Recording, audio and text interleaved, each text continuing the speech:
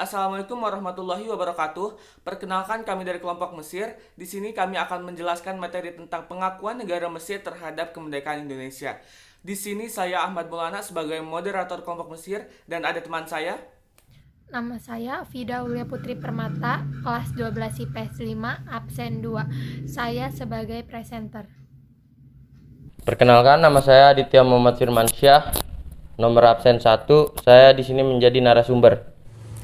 Perkenalkan, nama saya Nirosada, kelas 12 IPS 5, absen 6 sebagai presenter. Perkenalkan, nama saya Ajin Wijaya dari kelas 12 IPS 5. Perkenalkan, nama saya Ali Haryana, kelas 12 IPS 5, absen kelima. Dan saya di sini sebagai notulen.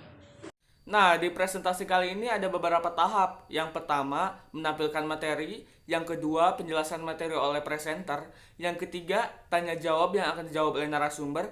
Yang keempat, penutup. Nah, kita lanjut aja ke tahapan yang pertama, penampilan materi. Lanjut.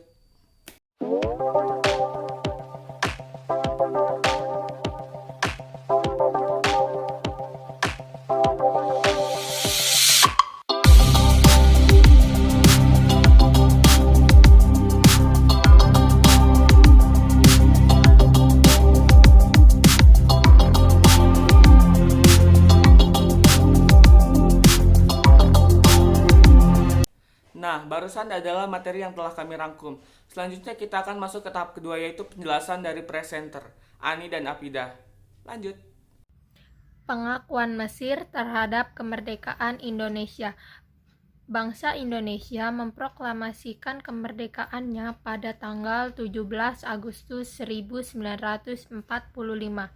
Namun tidak berakhir begitu saja.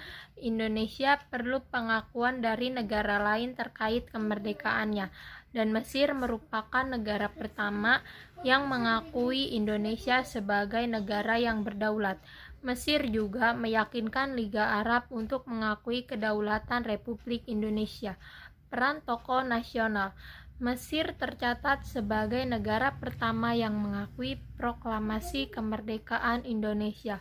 Hal ini juga tidak terlepas dari adanya kedekatan emosional tokoh-tokoh nasional seperti M. Nasir, Sultan Syahrir, Haji Agus Salim, dan lain-lain, yang mendapatkan momentumnya pada 17 Agustus 1945 untuk menjalin suatu kekerabatan dengan tokoh-tokoh pergerakan Islam di Mesir seperti Hasan al-Banna dengan gerakan Ikhwanul Muslimin yang juga turut memperjuangkan kemerdekaan bumi-bumi Islam yang lainnya. Selain itu, mereka juga membentuk panitia-panitia perkumpulan kemerdekaan Indonesia di negara Timur Tengah, dengan panitia pusatnya berada di Mesir. Mereka berperan seperti layaknya duta besar dengan menjalin komunikasi dengan para pimpinan negeri-negeri Arab, ulama, ormas yang menghasilkan dukungan sangat kuat kepada Indonesia. Di Mesir ada sebuah organisasi Islam, Al-Ikhwan Al-Muslimun, yang dipimpin Syekh Hasan al-Banna, telah memperlihatkan respon positif terhadap kemerdekaan Indonesia. Ia menggalang opini umum lewat pemberitaan media yang memberikan kesempatan luas kepada para mahasiswa Indonesia yang berada di Mesir untuk menulis tentang kemerdekaan Indonesia untuk disebarluaskan baik melalui koran lokal ataupun acara tablik akbar. Dukungan dari Raja Mesir. Karena kuatnya dukungan rakyat Mesir atas kemerdekaan Indonesia akhirnya mendorong Raja Farouk serta pemerintah Mesir mengakui kedaulatan pemerintah Republik Indonesia pada tanggal 22 Maret 1946.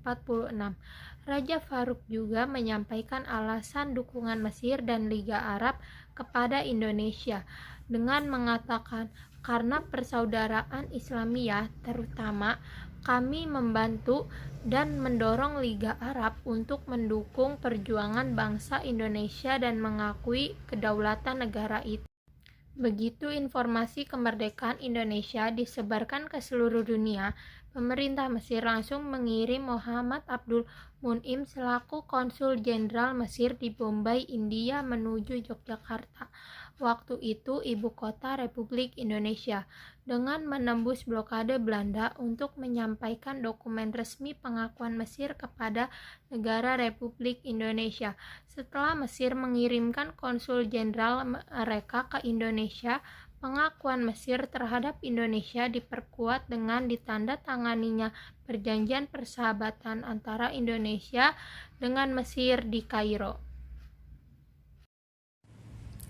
Selain dukungan yang diberikan Mesir terhadap kemerdekaan Indonesia, Liga Arab pun turut mendukung. Disebabkan karena persaudaraan sesama Islam, Liga Arab mendukung dan mengakui kedaulatan Indonesia berdasarkan hasil keputusan resmi tanggal 18 November 1946, menganjurkan kepada semua negara anggota Liga Arab supaya mengakui Indonesia sebagai negara merdeka yang berdaulat. Alasan Liga Arab memberikan dukungan kepada Indonesia merdeka didasarkan pada ikatan keagamaan, persaudaraan, serta kekeluargaan. Dalam hal ini, Presiden Soekarno langsung mengirimkan delegasi Indonesia ke Mesir pada tanggal 7 April 1946 sebagai rasa terima kasih pemerintah Indonesia terhadap pemerintah Mesir. Pengiriman delegasi yang dilakukan pada tanggal tersebut menjadikan delegasi pertama pemerintahan Republik Indonesia ke luar negeri setelah merdeka. Sementara, pernyataan Sultan Syahrir atas dukungan negara-negara Arab yang diungkapkan di harian Ikhwanul Muslimin Mesir pada 5 Oktober 1947 adalah suatu kenyataan adanya kecenderungan mengembang dalam umat Islam di dunia ke arah persatuan dan peleburan dalam satu persaudaraan Islam yang bertujuan memutuskan rantai-rantai penjajahan asing. Indonesia menyokong Pakistan sepenuhnya, Indonesia negeri Islam dan akan berjuang di barisan kaum muslimin. Respon rakyat Mesir terhadap perjuangan Indonesia.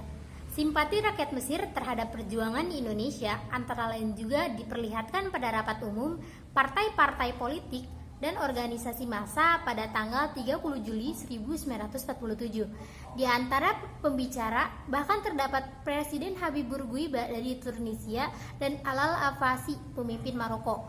Rapat umum itu menyetujui satu resolusi antara lain: 1. Pemboikotan barang-barang buatan Belanda di seluruh negara-negara Arab. 2. Pemutusan hubungan diplomatik antara negara-negara Arab dan Belanda. 3. Pembentukan tim-tim kesehatan untuk dikirim ke Indonesia. Nah, barusan adalah penjelasan materi yang telah disampaikan oleh Ani dan Apida.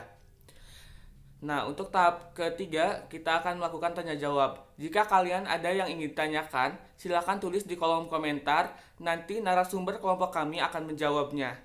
Sekian dari kelompok kami, kurang lebihnya mohon maaf. Wassalamualaikum warahmatullahi wabarakatuh.